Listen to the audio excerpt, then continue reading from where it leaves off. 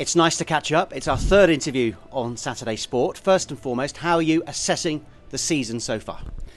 Well, I think it's so far so good. It's not as best as we want it to be, of course. Of course, there's a lot of room for improvement, but this is a working year and we're doing a lot of work behind it.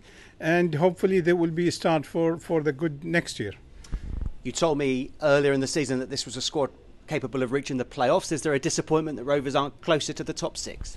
Yes, it is a bit disappointed, but we have done so many changes throughout the season, and so we're expecting that it will be, of course, a lot of hurdles and things that we have to overcome.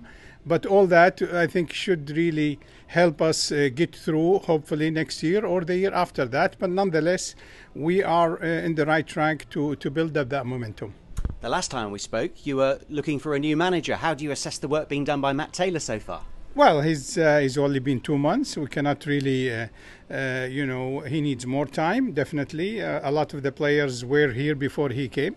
So we can't really, judge him at the moment. Of course, he's doing a decent job so far, but with what we have, a lot of injuries as well did not help.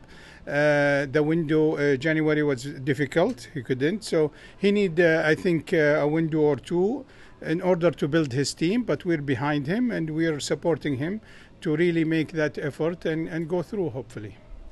The amount of players out of contract in the summer, I think it's around a dozen, could be 13 players, all the loan players as well. How different do you think the squad will look come August? Completely different, I think. I think we have a different strategy that we're going to be implement, and I think that's a good chance for Matt and the rest of the team to really, have the squad they're looking for and have the players they want. So I think it's coming as a good time. You mentioned a different strategy. What is that strategy? Well, I mean, we will be, concentrating on young talent. Certainly, the average age will come lower, and this is what we're going to concentrate on. And you see what we've signed in the last window, Conte, the age of 2021, and that sort of age we're looking for to younger team that we can build that can take us through the next 3 to 5 years. I think the question's been asked: are you looking for a head of recruitment or a director of football? Who would you like to kind of lead your recruitment drive at Bristol Rovers?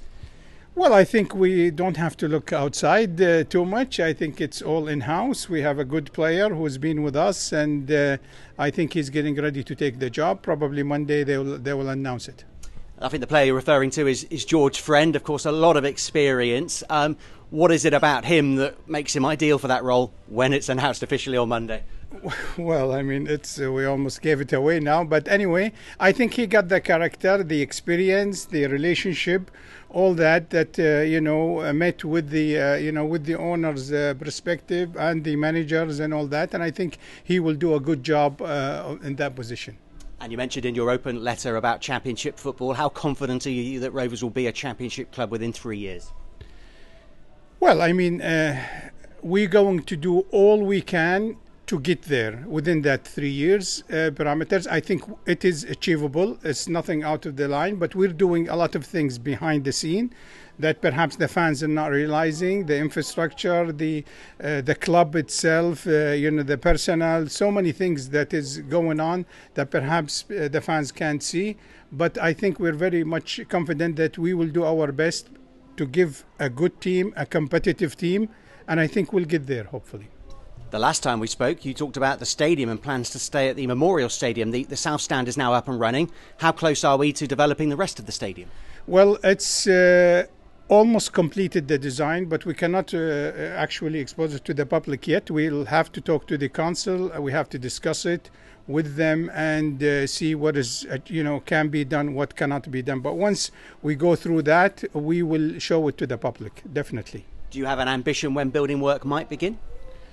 Well, I mean, I have ambition to build as soon as possible, but sometimes things takes a bit more than usual.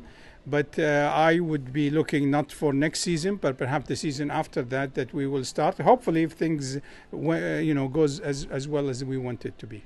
How much communication do you have with supporters? I'm thinking of an example that the season tickets have published and fans feedbacking that maybe they're disappointed with prices for children. Is that something that you're aware of and looking to work on and communicate with supporters? Yeah, absolutely. I think they will. Abdul Latif, I think, are going to meet with the fans, and I think they're going to discuss that and see a way of try to solve any issues that they might have. So I think yes, absolutely, we kept this in mind, and we will communicate with them to get to the solution to this. Yeah, are you a group and ownership open to compromise and communication with the supporters on matters like that when they feed back to you?